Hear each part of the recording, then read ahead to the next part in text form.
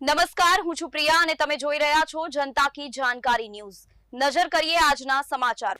ધ્રાંગધ્રા નજીક હરિપર ગામ પાસે આજે વહેલી સવારે એક ભયાનક કાર અકસ્માત સર્જાયો છે, જેમાં 2 લોકોના કરુણ મોત થયા છે અને 2 વ્યક્તિઓ ઘાયલ થયા છે। મળતી માહિતી મુજબ હરિપર પુલ પરથી ઉતરતી વખતે કાર ચાલકે અચાનક સ્ટીયરિંગ પરથી કાબુ ગુમાવ્યો અને કાર પલટી ખાતી ગલોટિયા ખાઈ ગઈ। અકસ્માત એટલો ગંભીર હતો કે કારમાં સવાર 4 પૈકી 2 લોકોના ઘટના સ્થળે જ મોત નીપજ્યા।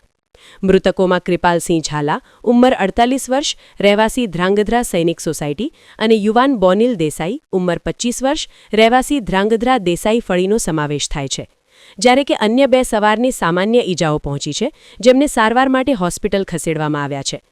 હાલ અકસ્માતના કારણો હજુ સ્પષ્ટ થયા નથી। પોલીસ ઘટના સ્થળે પહોંચી ગઈ છે અને વધુ તપાસ હાથ ધરી છે।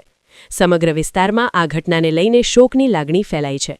રિપોર્ટ હિતેશ રાજપરા, ધ્રાંગધ્રા।